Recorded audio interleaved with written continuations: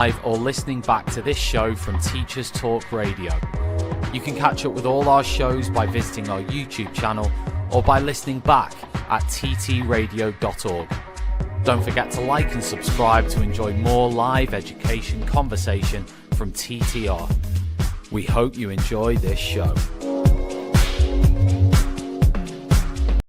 Outstanding, a world-class vision, a world-class this. I'm a real leadership geek, honestly. I've spent my whole career reading books and chatting to people. I just find the whole thing and the announcement, the way it's been announced, bizarre. If you could move away from a model where teachers are so intensely focused.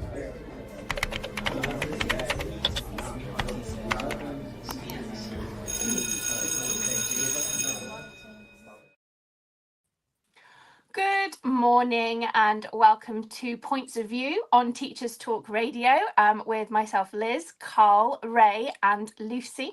And this morning we are talking about quite a hot topic in education generally, in the country generally, which affects young people and will naturally feed into schools. So we thought we'd talk about it this morning. So the House of Lords is back to move to ban under 16s in the UK from social media platforms.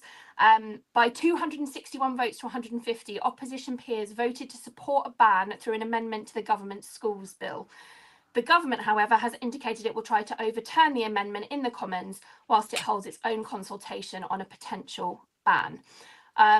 What are everyone's thoughts on this move? It's really gained momentum this week. We feel like we've been talking about something similar for a while, but all of a sudden it feels quite serious and impending and quick. Well, I mean, I'm always happy to start. So I support this wholeheartedly. My children are all adults now. I've said before on this show, I've got two sons, 27 and 24, and a 19-year-old daughter, and they refer to her as the iPad generation. And she wasn't even in the thick of it, if you see what I mean, because it's the kids now that are the real iPad generation. You know, from the time they're in their pushchairs and prams, they've got a screen in front of them. And I do understand it when you're out and about and you need to get on with things. I do understand that temptation, but we know that children are picking up books in classrooms at school and trying to swipe them and things because they don't know what books are. And this, of course, leads on to the next thing and the next thing. And so children are getting social media younger and younger. They're getting around all the controls in terms of you have to be 13. I think one of my sons might be celebrating something like his 30th birthday now because he signed up before he was at the right age, and so he's now about 30 when he's actually not, because all you had to do is type in your name. The difference is back then when they were looking into it, there was no algorithm, it was just what somebody else posted that you read, and we know now that it's completely different.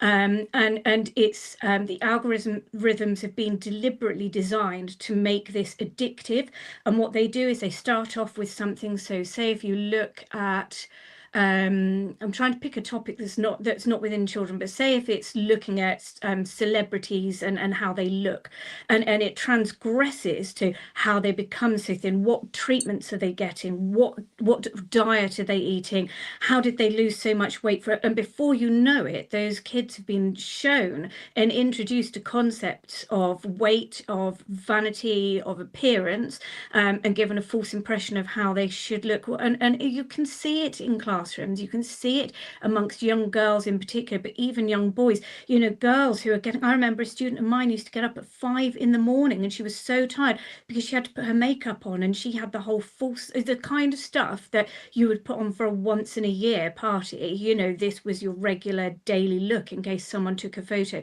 and it's damaging children, it's causing them harm, because at the other end of the day she would have been sat there the night before scrolling because there's another video or there's another article, there's something else, and it's quick and it comes up, and it's taking young people's opportunity to get lost in their own world because they're being shown into other worlds. And so for that reason, I entirely support this ban. It's no good for young people's mental health. If I had my own way, I'm an avid user of Twitter, I'm on there typing stuff in and, you know, posting stuff all the time. I couldn't give it up but I wish it had never started. I wish I'd never joined, and I haven't joined other than Facebook.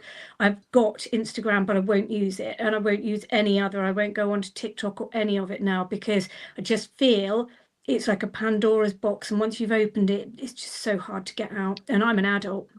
Fully agree. I mean, I love that you said that it's taking their opportunity to get lost in their own world away, because I think there are two main issues. There's the content of social media, which is damaging, and then that splits off. There's the actual damaging content that they're being exposed to that they shouldn't. It's the way that it influences their views of themselves and the world around them. There's the addiction element of it and the dopamine kicks and the fact that these apps are engineered to manipulate that and take advantage of it. But then there's the opportunity cost of social media. If they're scrolling TikTok, they're not outside, they're not socializing in the real world. It takes away so much of what is so important at a crucial developmental stage. Like these young people have to learn how to engage face-to-face socially with individuals and groups and people in different places. And if you're online, like you're not doing any of those things. And so many people, like I am on Facebook because I'm old.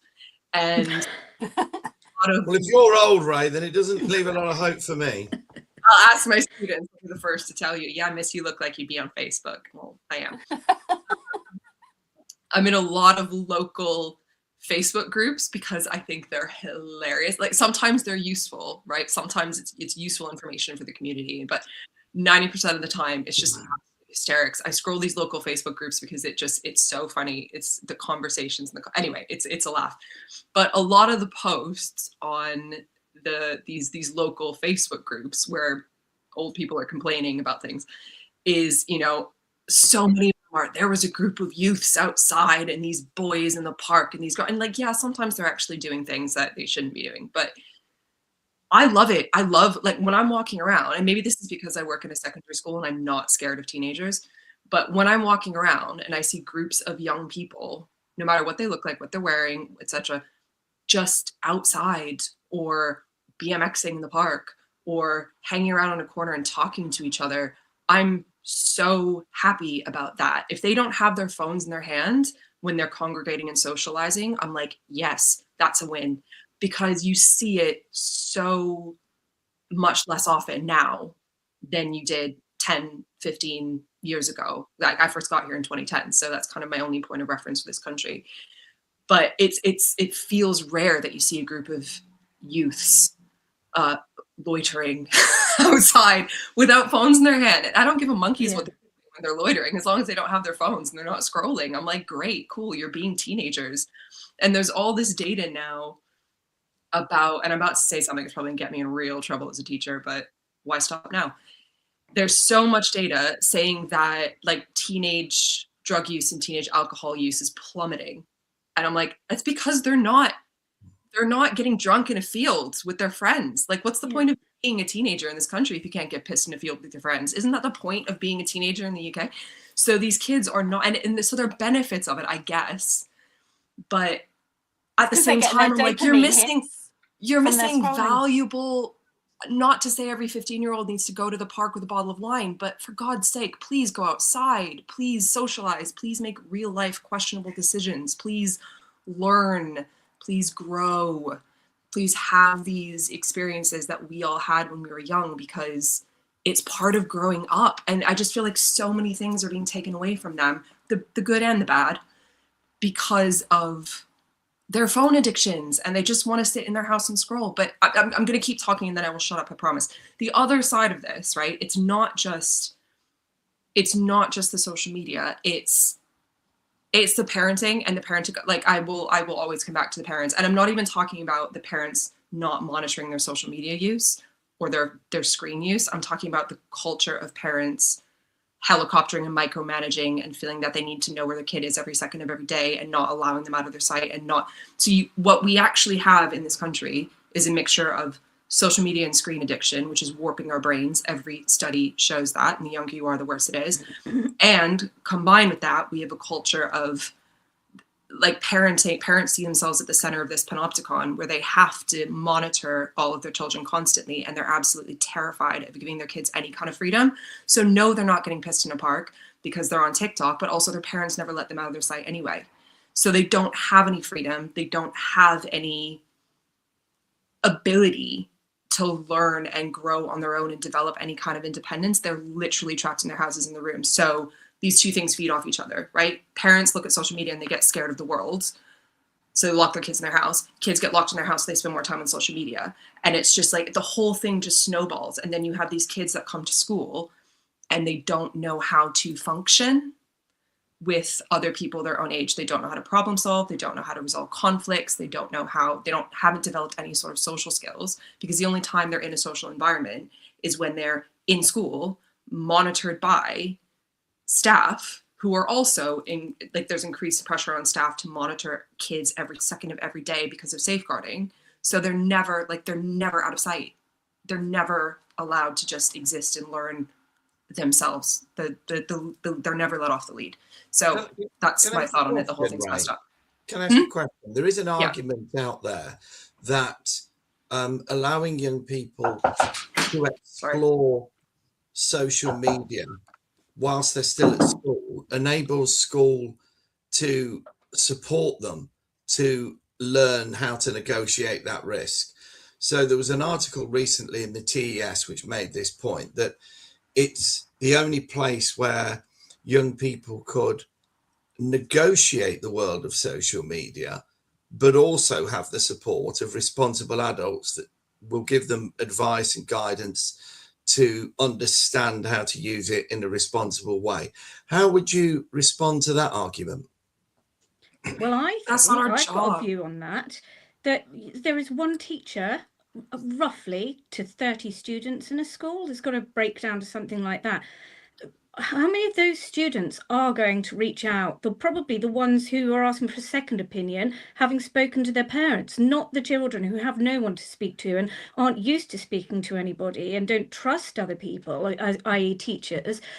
So I read that article and none of it gelled. I genuinely felt as though the writer had been told, could you write an alternative view on this? Because nobody seems to be able to come up with a reason for young people to be on social media, and he's thought, good grief, the most tenuous link is that teachers can guide them through it, because very few young people are going to a teacher and saying, I just wonder, should I stop looking before I see something I shouldn't? They're just not doing that. So for me, no, I don't think schools are the place to do that. And let's not forget that young people are supposed to be in school, education, or some sort of training or employment until they're 18. So if they get it at 16, there's still going to be an environment where if that really was something they needed, they could access it. And I'll stop there.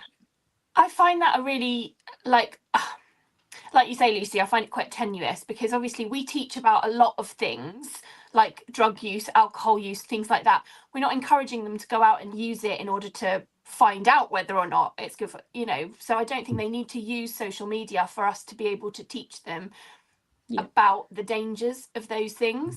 Do you know what, it isn't even just the social elements of it, I think, that are problematic. I think it has absolutely changed their brain chemistry and the way that they learn. Like for us in education, I saw a video on social media, ironically, about it this week, about effectively the dumbing down of education and what has happened as a result, because we're dealing with young people who deal with everything in such bite-sized chunks, because the longest video that they're looking at quite often is a minute long, 60 seconds, and so their attention spans have become so low. And I did an activity with my year 11s last week, and it was a 10-minute activity, which I think is a reasonable chunk of time, like to chunk down some learning. So it was a 10-minute activity, right, this is a task, explained it, set them off. I did not have them on task for 10 minutes. They were gone within 90 seconds. And so I spoke to one of my colleagues and she suggested chunking it down even further. So what I did was I broke it down, and I broke this. So it was annotation of a poem. And so I broke it down into 30 seconds, look at the title, 90 seconds, consider the context, 2 minutes, look at the first stanza, 2 minutes, look at the second stanza. They did stay on task better, but I was like, what have I done? The exam's an hour and 45 minutes. The exam is an hour and 45 minutes. It's 2 hours and 15. One of them. 2 hours and 15. Like, we can't do insane. this. It's absolutely insane, and it makes me understand why they say everything's boring, because they're not getting the dopamine hit from us, because we're asking for too much of their attention for too long. So it obviously, like, I'm not minimizing any of the absolutely catastrophic effects on depression, their like mental health. Like, we've got the highest levels of mental health issues among young people that we've ever had. Of course, social media is playing an absolutely massive part in that. But they also are seeing school as this absolutely horrendous place that they're suffering because they're not getting their dopamine hits, because of what social media has done to their brain chemistry.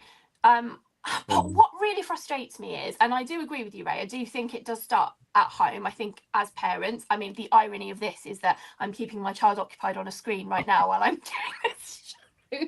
I will take it away after it's over, I promise. There's a time and a place, it's fine. But why is nobody cracking down on the companies that are actually the ones creating this problem?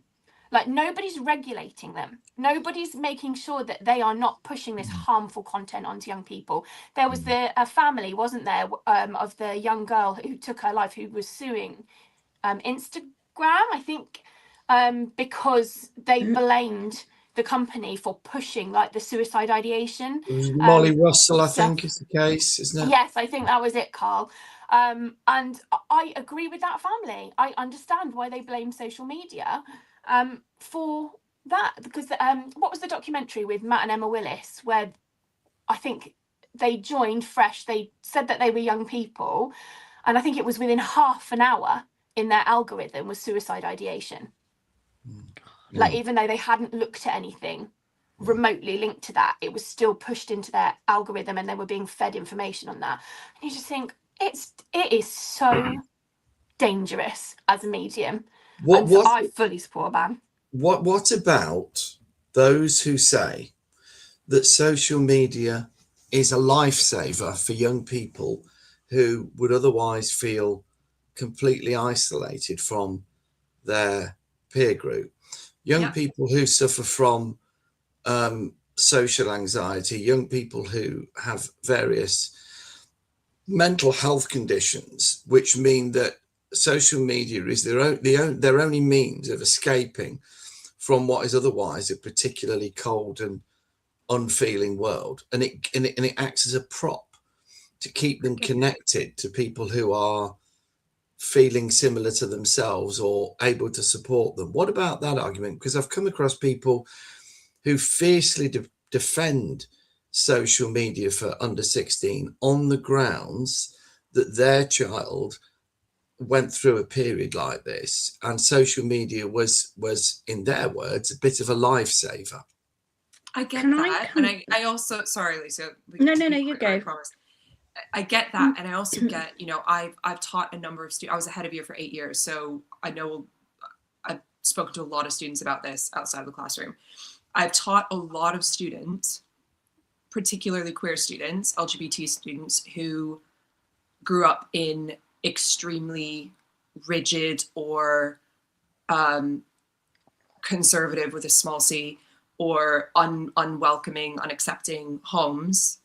And social media, if it weren't for social media and connecting with people and realizing that there was actually hope and there was a world out there where they could be themselves and be happy, and they just needed to get there, they would have been in a very dark place or worse. I'm well aware that for some students, particularly if their daily lives are extremely difficult, social media can absolutely be a lifeline, and it can connect everybody, including young people, to information that's valuable, individuals that's valuable. It can give them a wider worldview. It can kind of get them out of their lives in a good way. But I think we have to look at the numbers, and I think we have to look at the overall impact, and I think we have to try to make decisions based on the biggest picture. And that sounds really horrible.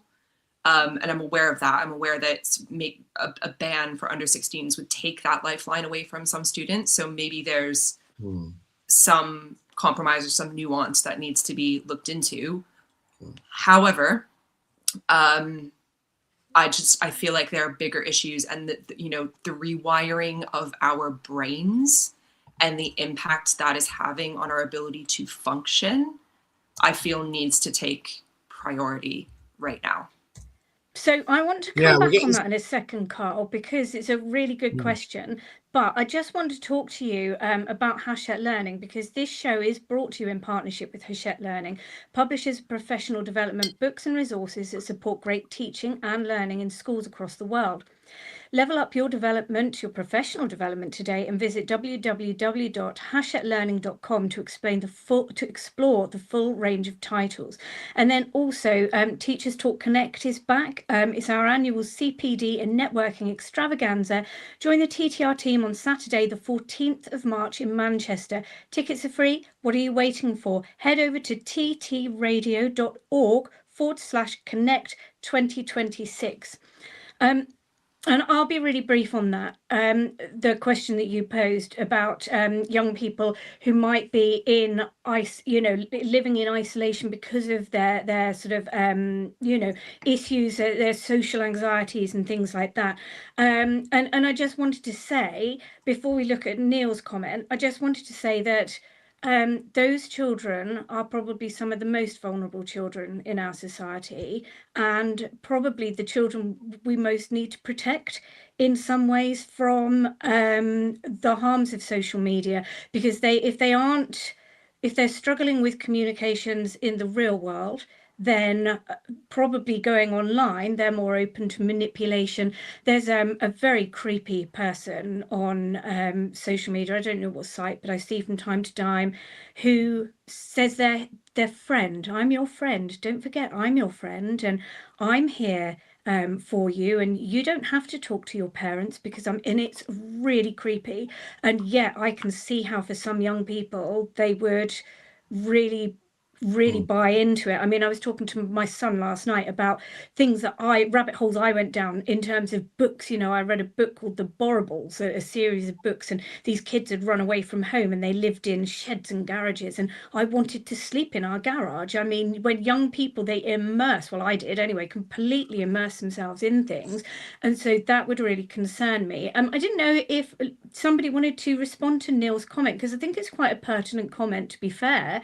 Has anyone got anything? Well, I'll take it, because it was. Hold on, let's read it. Read it. Saying. If people are listening, Neil has said, if teachers do not respond to the child that's in front of them, for example, their attention span, then they are fighting a losing fight from the start. The problem is that by doing that, we are actually colluding with the lack of attention span. Neil's comment. I think that's a fair comment. I think that's true. But how do we break the cycle? It's really, really difficult, isn't it? Well, because oh, sorry, go on, Liz. No, go ahead. No, I mean, there's he's added something there. Social media marijuana can relieve anxiety, Carl, but that doesn't make it good for teenagers. We keep making the mistake that we think a phone is harmless. Just to be clear, I'm not necessarily saying that these are my views. I'm putting forward views that I've heard, because I think it's important that in this discussion we address those points of view as well. I just want to throw in something. Sorry, Liz, I'll be very quick. I promise you. When I was young, back in the Jurassic period, we had a lot of people saying very similar things about people watching television. And me and probably most young people of my age, when I was about sort of 11 or 12, would get up of a Saturday morning and invariably sit and watch TV, unless there was anything interesting happening. Otherwise, we'd sit and watch TV from sort of like 10 o'clock in the morning through to possibly early evening. And then our parents would come and watch a bit of TV. We could be watching TV for 10, 12 hours a day. And the argument that was thrown forward routinely was young people's attention spans have dropped considerably. It's affecting their ability. They've got square eyes. They can't possibly focus on the world. And in fact, what's happened is that, to the best of my knowledge, my eyes aren't square. So I'm just putting the argument that some people may say that this is just another classic rehash of middle-aged moral panic because they're a bit frightened about the things that in the modern world are happening. And whereas they used to moan about TV and punk rockers, now it's people on social media and algorithms. What do you think about that viewpoint?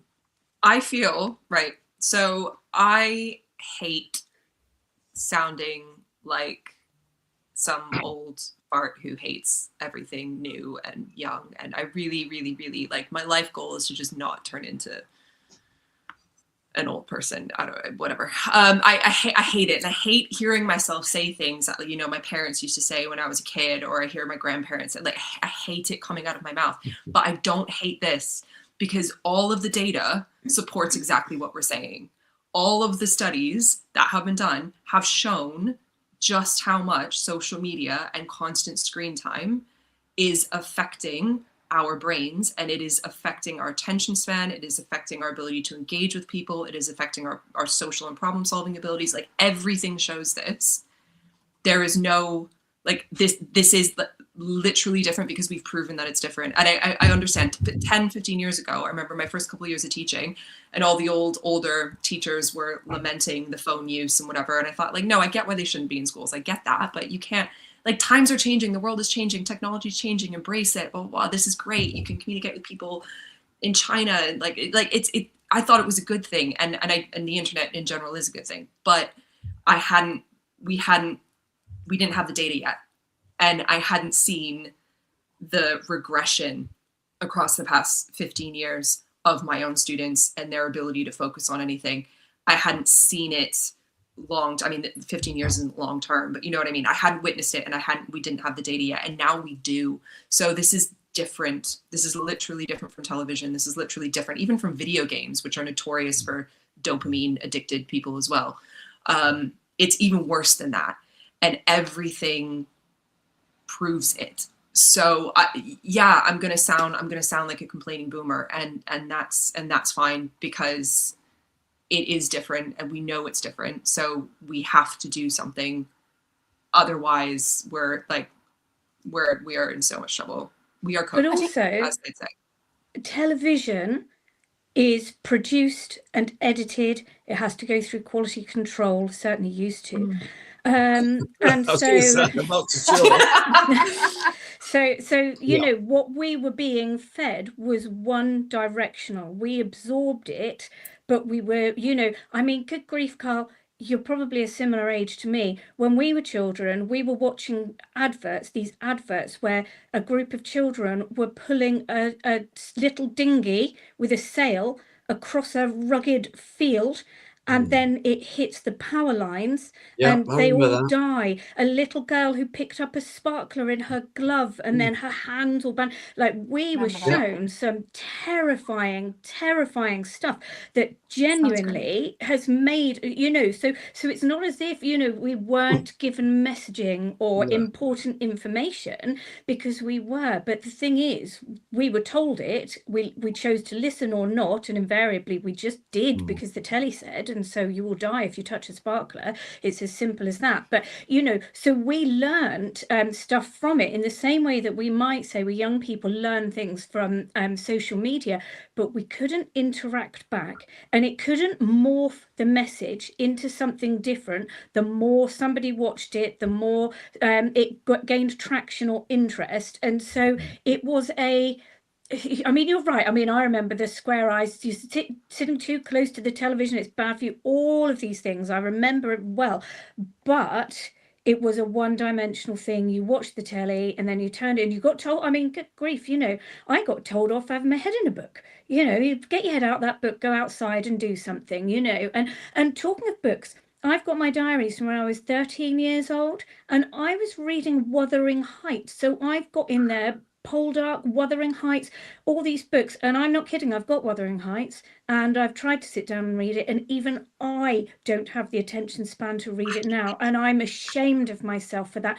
I can't believe it. And Liz, your point about the teaching and breaking it down into really small chunks, okay, it's like if you're training for a marathon You don't run 26 miles on the same day. And if we want to get them back to having some kind of attention span, I used to say to my daughter, none of my kids read, but my daughter in particular never, ever has liked reading. And I said, just 5 minutes a day. And then you've got to put the book down after 5 minutes. And then you'll be cross because you wanted to read more. But that will bring it. But no, she hasn't even tried. It's just gone. So much of those skills and that interest has gone because it's been replaced by a phone and a laptop. But this is what upsets me about the schools. Like you actually have people out there who are advocating for schools to change their entire approach and for teaching to change and to accommodate. And I think this is what Neil was saying, to accommodate the shrunken attention spans and just embrace that somehow, as if we don't have a professional duty to prepare these students for the exams that everybody has to take, whether you like it or I hate them. I think the system's ridiculous, but I want my students to be as prepared as they can be, because the exam grades open doors for the future. And that is literally my job. So I'm not going to reduce everything to 90-second chunks. If you're training for a marathon, you don't run for 90 seconds and stop, and then on the day show up and expect to run 26. So you have to build them up. We have to fight against this. We have to increase their focus again. But the more these students become addicted, the more time these young people spend on their phones and on social media in particular, the harder and harder and harder that gets, and the less and less likely it is that they're going to eventually, by the end of year 11, get to a point where they can reach their potential and get the grades they're capable of getting and have the most doors open for them for their future options. It starts so young, and we cannot be like people who sit there saying times have changed, school hasn't changed since the Victorian time. Okay, and the school is not the problem here. I mean, there are a lot of things wrong with the education system, I'll be the first to say, but expecting kids to focus for more than 90 seconds at a time or sit still at a desk is not one of them at all. Liz, I jumped in a little bit earlier and you were just about to start something. I just want to give you the chance. Perimenopausal brain means I cannot remember at all what it is that I was going to say. But I do wonder if it's a bit of a chicken and egg situation with the kind of the social anxiety.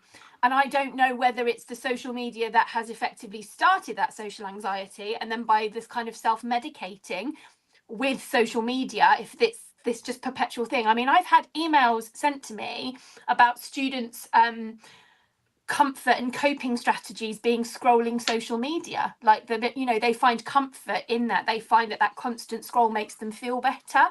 And while I understand that it's important for us to help young people,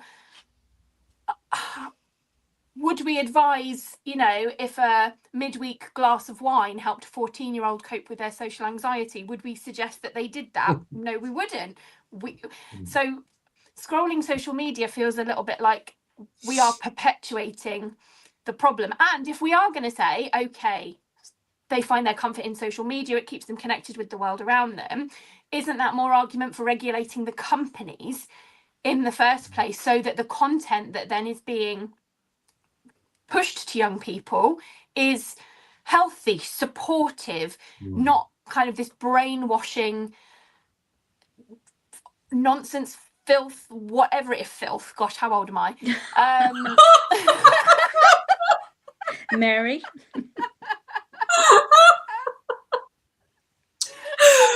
Oh, Liz, I've got the surname for words like that, not you. Just make it healthy content, for goodness sake. I just feel so sorry for young people now growing up in this environment where they already, like, the very condition of being a teenager means that you don't know who you are and you really struggle to find out who you are. And your peer group is enough of a pressure in that circumstance of trying to work out who you are. Then when you add this other dimension of what people on social media who you see for 60 seconds are telling you what you should be as well, just not knowing who you are or how to be without everybody else, it's so difficult. Like I would not want to go back now and be 15 and live the life that they live. Be 15 now. Yeah. Yeah, I could. I'd love to go back and be 15 in the 90s, top notch. Because we didn't have these pressures. It wasn't the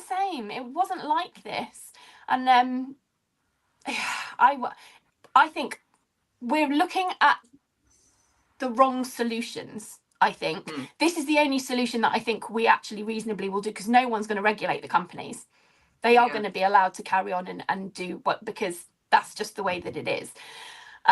Because they just have such a monopoly over the market. We're not going to interfere with that. So we have to take whatever strategies we can to do it. And I think I agree, parents do have a part to play in it, but I think it needs to be bigger. I think it's got to be. On the topic of being bigger, you know what I said before about the content being the issue, but also the opportunity cost of if they're on their phone, they're not doing something else. I think we need investment in third spaces for young people. Like where are they supposed to go? Okay, so yes, we want them outside, but ideally, right, there's more to do than just hang around on a street corner. Like there's a park by my house where kids BMX and kick a ball around and stuff, and you see them wandering around, and that's great. That's wonderful. Not everybody lives next to a park like that. No. There are so few spaces where teenagers can go and hang out and exist without spending exorbitant amounts of money that most of them don't have, that are relatively safe and clean. If you live in a large city in particular, in a tower block, you probably don't have a garden, you don't have one of those spaces nearby. Where are young people meant to go? I grew up on an island where there wasn't anything to do. You could go to the beach, which I couldn't do because I got migraines from the sunlight.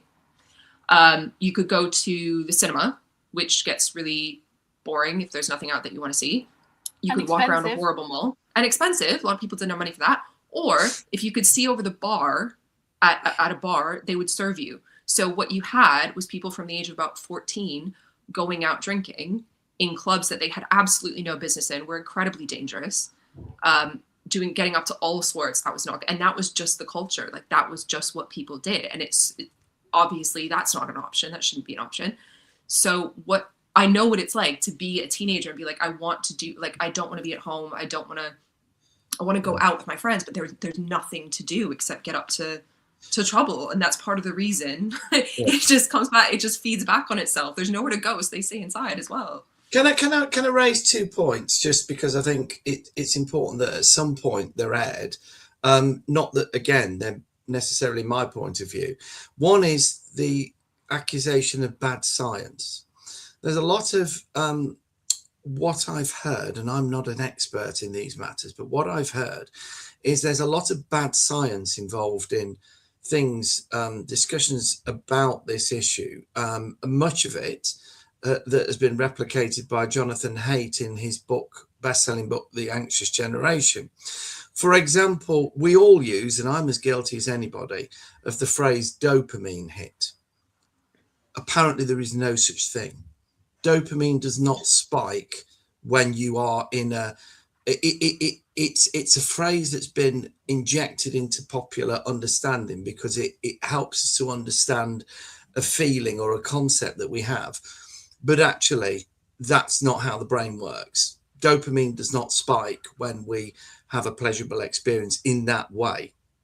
That's my understanding from science. And similarly, there is an idea that's thrown around that young people's brains are plastic insofar as they're very malleable, they're growing, they're developing, they're still shaping in lots of different ways. And consequently, their brains are at a particularly vulnerable stage of development, and the exposure to things like social media can warp that development in a manner that then can be difficult to undo when they're older. But I've heard, and again, I'm very welcome to be put right on this, but I've heard that there's no real evidence that's actually true. There's any proper science behind that. And that a lot of the studies into the impact of social media, one, are very short term, because of course it's not been around that long. Two, they're on very short samples, small samples, so it's very difficult to extrapolate beyond that. And three, that when you try to analyze something like this, you have to untangle it from so many other factors that in the end, any causal connection is almost impossible to prove. So what about those people that argue that the science here is actually not backing up and the studies are not really backing up what people say? This is basically us saying, or society saying, we don't like this. It doesn't look or feel good to us. So we're going to use some quasi-science to just back it up. What would people say in response to that view? Okay, so if we say that the science doesn't provide us enough evidence that it's causing harm, what is causing harm, and it cannot be denied that it would cause harm, is young people seeing ideologies in terms of size, appearance, seeing pornography, being exposed to things that they shouldn't see. Now, maybe that causes no harm whatsoever, but I very much doubt it somehow. So even if the science isn't there, just the algorithms and how they work is leading children to see things that they shouldn't see. So even if it's not causing harm, and I would argue every day of the week that it is causing harm, and that the science not being able to entirely substantiate that due to there's not been enough time yet. Social media is still relatively new in the sort of whole evolution of humans, etc. But we are seeing evidence in our own eyes and ears, and the problem is, you can say we should leave it up to the parents. It's up to parents to decide if they want their children to go on social media, and if they don't, then they can take control of that. And it's just not so straightforward, and so I feel like somebody does have to step in, and just in case it's harmful, just in case it's not good for them, I would still support banning it. I personally wonder who is questioning the science and whether they have some involvement in either pushing their own narratives through social media, or if they work in the tech industry, because let's not forget that all of the people who've created these things, I think there's a person. My husband read a book called Stolen Focus. Now, I haven't read it yet, but he said it's fantastic and I must read it. And in that, he talks about how, even as an adult, when social media was taken away from him, he went to a cabin or something somewhere, he was unable, it took him a long time to deal with not having something to reach for, something to look at. Do you see what I mean? And I think anybody who is living like that, I do it. First thing I do in the morning is pick up my phone, and I tell myself I want to see what the time is, but I haven't bought myself a clock radio or something that would tell me without picking up my phone, because I know that that's where I'm going to go to. If I had a clock on my wall, I would look at my clock and then I would pick up my phone. So really, we have become slaves to it. It buzzes, I pick it up if I'm available. The only thing with me is I am able to go for long periods of time without checking in on social media if I'm doing something, and I can live with that mostly. But yeah, I don't care for the anti-science argument until science turns around and says, do you know what, we have looked at this and there is no evidence that it causes harm. Then I think we have to probably run along the lines that it does. I think that we are safer protecting children from an unknown than assuming that we're probably right and it's probably okay. And while I've got the conch, as we call it, may I just tell you again about Hachette Learning, because this show is brought to you in partnership with Hachette Learning, publishers of professional development books and resources that support great teaching and learning in schools around the world. Level up your professional development today and visit www.hachettelearning.com to explore the full range of titles. Okay. Anthony's got a good point. He says, presumably... Oh, I'm sorry. I was going to say, presumably young people, this is Anthony, presumably young people can still correspond with their friends via text-based services or chats via online games. If that's the case, I don't believe banning social media is a big deal. And that raises the whole question of what is social media? How do you define it? How do you define what the platforms are that you would ban? Sorry. No, I was just going to read Anthony's comment and say that's fair enough. One of the biggest pushbacks we have about, going... schools banning phones and going phone free, like put them in a box or in a bag or something at the beginning of the day. Parents, I need to contact my child. Brick phones exist. Get a £10 one from Tesco. Problem solved. What did parents do before they could track with a little blue dot their kid walking on the way home from school? And by the same token, what did parents do who are struggling to keep roofs over their heads and going to work all the time and not spending time monitoring their kids? What did parents do to parent before they could just hand a screen to their children? Like, people who make excuses saying, oh, we need to, parents need to know where their kid is every second of the day. We had 2,000 years without that. Just recently. Parents can't manage having to work 2 jobs because of the cost of living, and they don't have books in the house, and they, sometimes they're really, really struggling. Cool. So have thousands of generations of human beings before they had screens to put their kids in front of. How did people cope? That poverty isn't new. Struggling isn't new. Parenting isn't new. They're literally all just excuses. You do not need to have a phone, a smartphone. Your child does not need access to a smartphone 24/7 for them to be safe or you to parent properly. You do not need to put your kid in front of a screen to do your job as a parent. And if people are just making excuses and excuses and excuses, I'm so far beyond not interested to listen to them. Like, I don't understand why we're giving those views any time or any energy. It really comes back to, this is a new technological development. Human beings have coped before. It's not necessarily making your life any better. You don't actually need to use it. Please stop using it as an excuse and do your job as a parent, because the parents, they ain't parenting. And it's coming back on the government to make regulations, the companies to sort out their horrible stuff, which they probably should do anyway because it's vile. There's another word for you. It's coming back on the schools to manage a problem that is starting at home because the parents ain't parenting. So again, yeah, get your kid a brick phone. They don't need social media. You don't need to track them. You really, really don't. But the schools that are taking the approach of, yeah, sure, you can have an iPhone, you can have an Android, great. Put it in this bag at the beginning of the day and check it out at the end. And then you can have it on the way to and from school. Like, that's the best of all worlds, surely. I don't understand why there's still pushback, because you're going to have medical exemptions. My sister's diabetic. She has an app on her phone that monitors her sugars. It sends her alerts. I have diabetic students who have the same thing.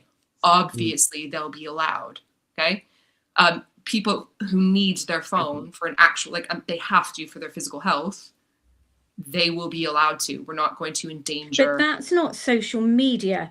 So you can have a smartphone, and by banning social media for under 18s, under 16, sorry, you can go into a supermarket when you're 7 and you can buy things if you've got £5 in your hand, but you can't buy a can of beer or a lager. So you can be in a world, but not access all of the world in it. And that's such a good point about, some kids needing to have their phones to monitor blood sugars and things.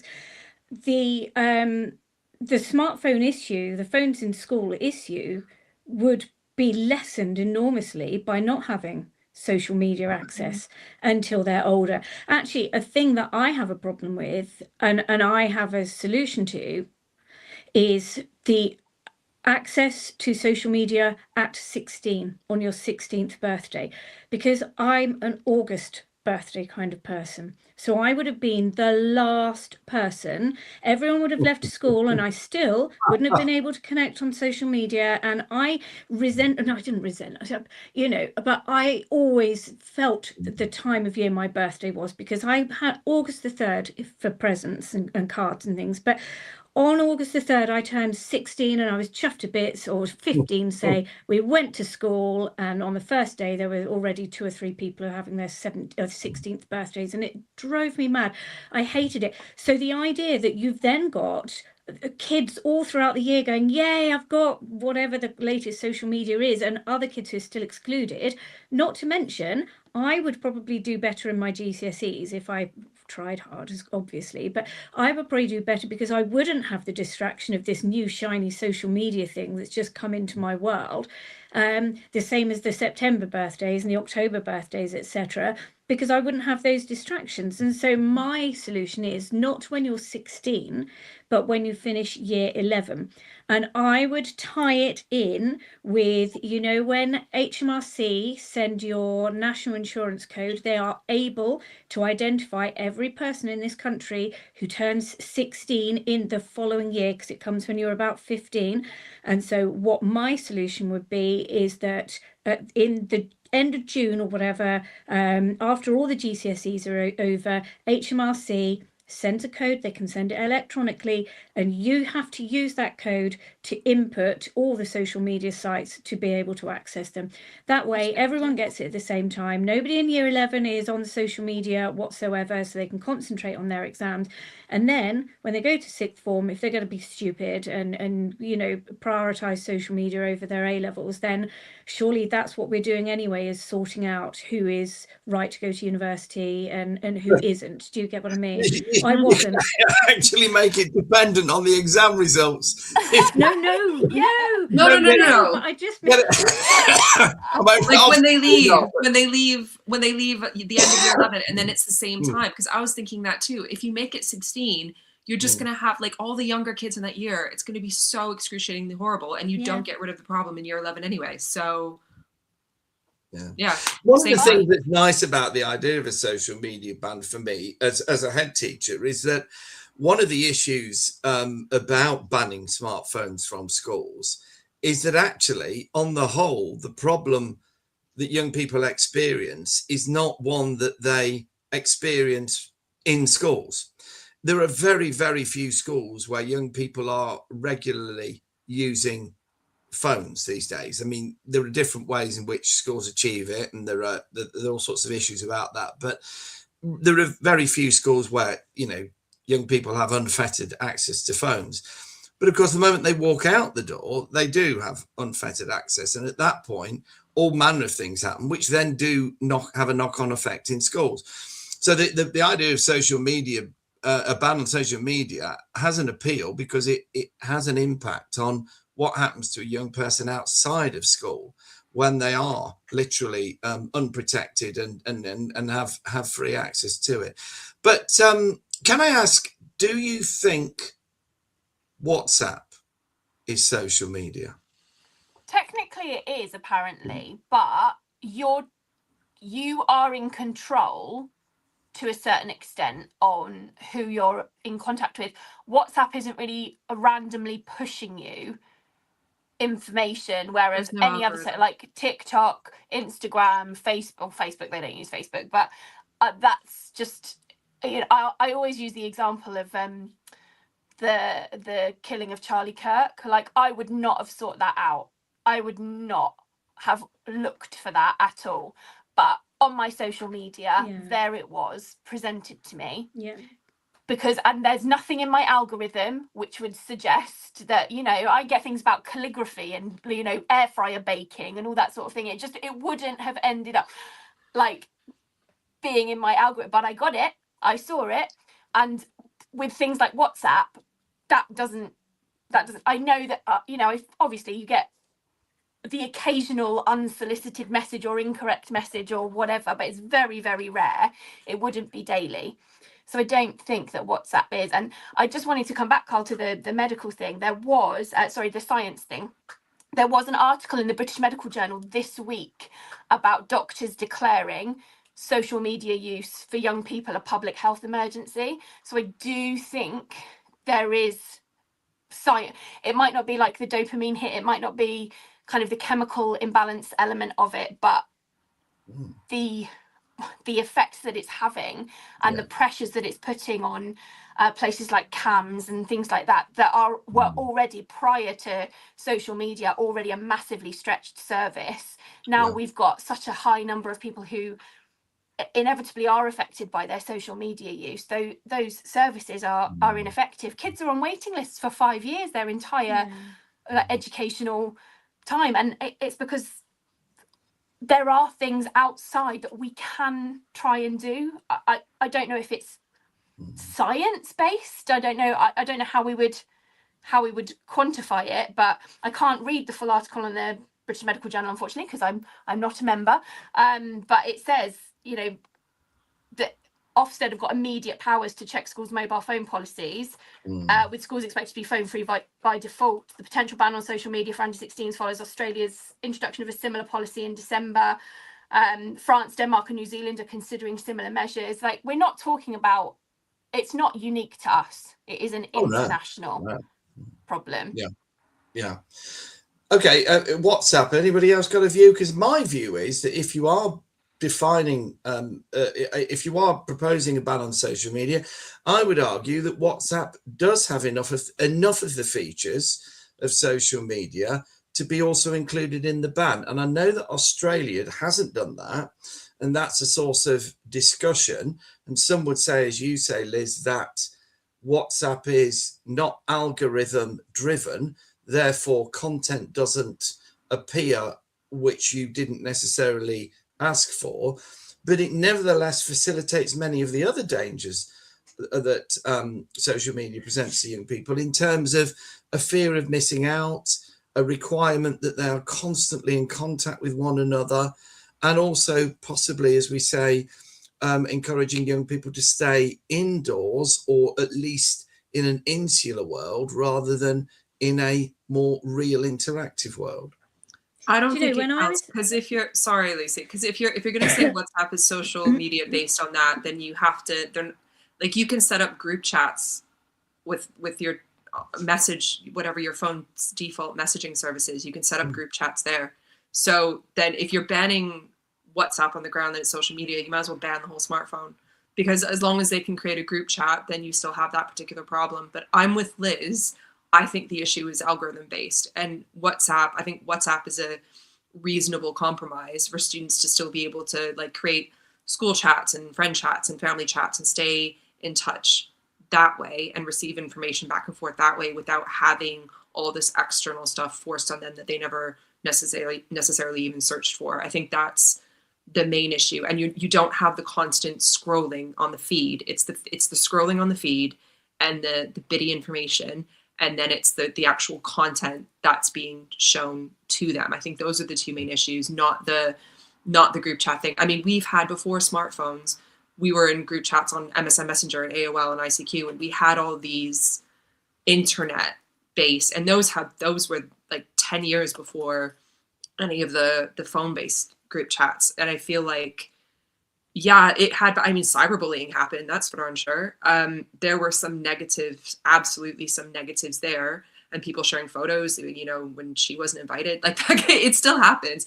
But I just feel like WhatsApp is clearly in the other side. There's the algorithm based doom scrolling, and then there's the group chat type apps, and WhatsApp's over there. And I feel like if we ban those, that is going to cause a whole separate set of problems, and it's going to, like, that is a slippery slope. But the algorithm based doom scrolling apps are what need to go, in my view. Yeah, I agree. I mean, it's a difficult one, because when my daughter was, I don't know, 12 or 13, they started, I don't know if it was WhatsApp or what, but that was how before social media was something, I don't know, maybe we'd all decided not to let them have it. But anyway, that was what they communicated on.